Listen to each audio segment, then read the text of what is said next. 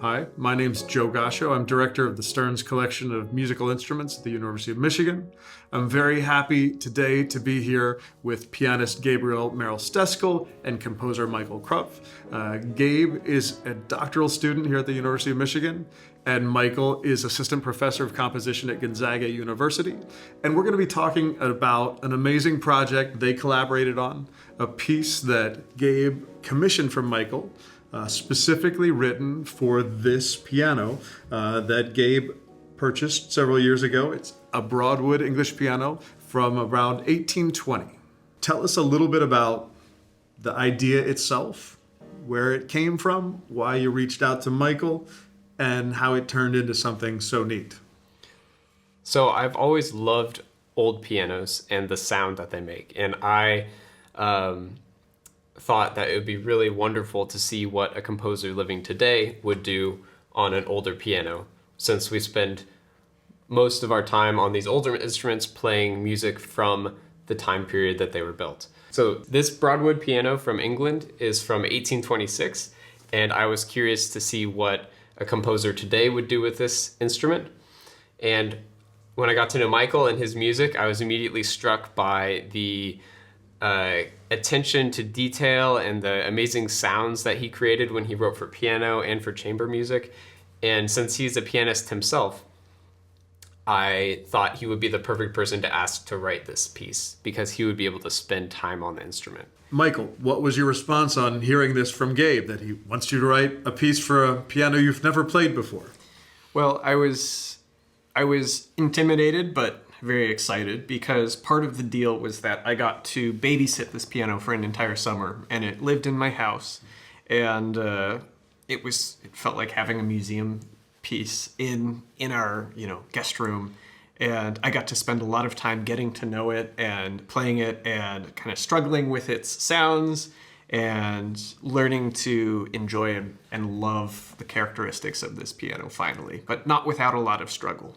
Writing for this piano kind of felt like relearning how to compose a little bit, and it was so intriguing for me in helping me understand why composers of the classical era wrote music the way that they did, because there were, of course, a lot of limitations from these instruments, but at the same time, a lot of really subtle and beautiful timbral and colorful effects that they can achieve that we kind of miss when hearing their work on modern instruments. And so learning to discover those particular little things that the instrument can do was a real joyful part of this experience. Tell us a little bit more about specifically the tuning. Like, Gabe, you don't tune this in equal temperament, right? And this, first of all, they wouldn't have used equal temperament in 1826, but you continue to use a temperament that's a little bit different than equal temperament. So tell us just a little bit about how it was tuned and then the reaction to that.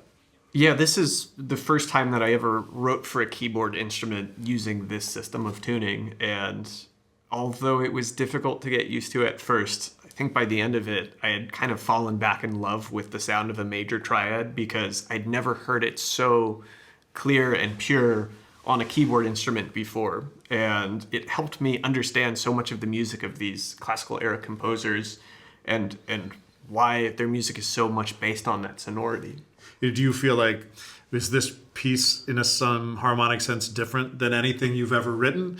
What was your experience, kind of bringing together the new instrument and your own kind of harmonic vocabulary or instincts? I think a lot of it was realizing that I couldn't like rely on my old tricks, so to speak, when it came to piano writing, and that forced me into some new areas for myself. I think what's interesting about it is that the result, when I hear it today, sounds very classical in a lot of ways.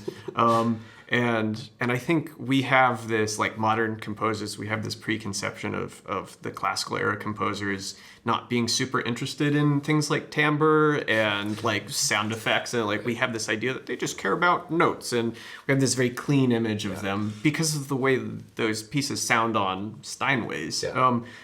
And the legacy that they've also kind of gathered over time, and the performance practice that they've kind of established.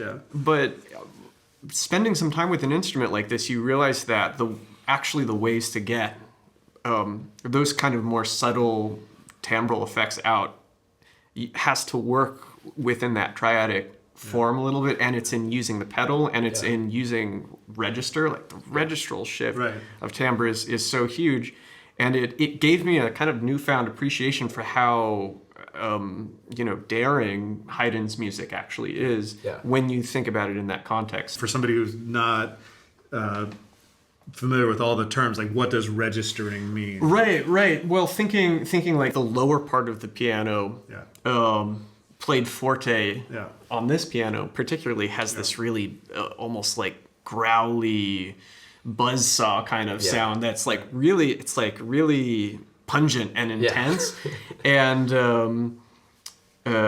And then if you play it quietly down low, it has a super warm sound that sounds so different than you would expect. And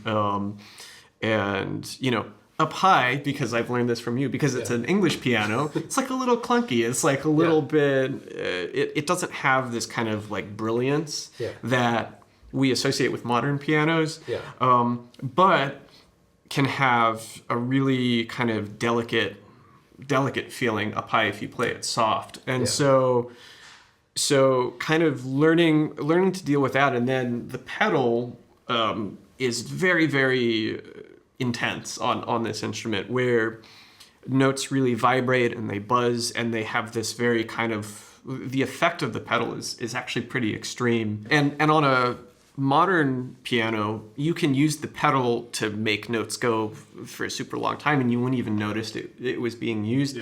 But on this piano, as soon as you hold that sustain pedal, the entire instrument starts resonating in a way that I found really like poetic, and I think that was my way into the like modern side of this piece, where I felt like I was able to inject my modern sensibilities. Was like, oh yeah, just put down the pedal, and it explodes. It reminded me of some of the Beethoven sonatas where like there's a lot of debates or questions like, how do you deal with his pedal markings on a modern piano, and it sounds very different. So it's a similar kind of interaction. And one thing about the pedal on this piano, just to quickly, since the sustain is, the notes don't last as long as on a modern piano, you can put the pedal down and keep it down and play more notes, and it's not going to sound bad as quickly as on a modern piano. I'm interested to dig a little deeper about the title of the piece. Sure.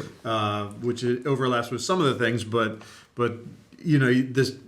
When did you realize this was going to be the focus, this kind of focus on the home, that was going to be where you were headed, and how did that come about? Right. So first, it came from the fact that this piano sat in my home for a summer, and brought a lot of joy to me, my husband, and my cat when he was allowed in the room. But most of the time we were shooing him out.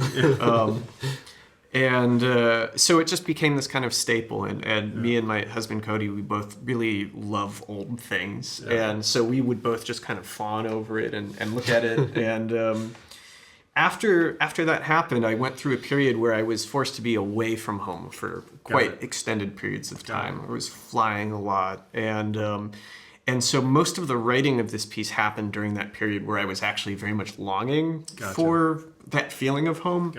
And I started to think about this square piano having been, it's not created for a concert hall or a concert setting. It's created to be something that creates home, that creates music inside of a dwelling. And then I thought about the history of hundreds of years of that. And I found that very meaningful, and I think the poetics of of the music started responding to that. That's really interesting, and I think we're really lucky in this circumstance to be here in a home. Yeah. We intentionally are not in a recital hall or a studio, and big thanks to our hosts, Danny Hollander, Priscilla Chamberlain, for letting us use their beautiful home for this, and it's the perfect setting for this. Yeah. Good. Anything else that you guys want to talk about that we haven't hit on? I think I'm thinking back to the challenges of writing this piece. Yeah. One of the two challenges that combined was figuring out how this instrument worked and then figuring out how Gabe worked. And because this is the first piece I've ever written for him, and he's an incredibly virtuosic pianist, and my wanting to kind of lean into that was actually at odds from what this piano could actually do. And so I think but getting back to the kind of rhetorical part of the conversation, it's also something that Gabe is exceedingly good at as a musician, is finding these little moments of meaning in the way that he repeats things, or in the kind of small details. Yeah. And so I think that was that kind of ended up being the way forward to connecting you is like, oh yes, Gabe could play like a billion notes and a billion scales. And also, I'm just going to make a piece where he has to play a really, really quiet chord at the exact right time and in the exact right way. And he really like dug into that challenge. Yeah. So, yeah. Great. Well, thank you both so much. Again, my name is Joe Gascho. I'm director of the Stearns Collection of Musical Instruments at the University of Michigan, joined by Gabriel Merrill-Steskal, a doctoral pianist and forte pianist here, and also composer Michael Kropf from Gonzaga University.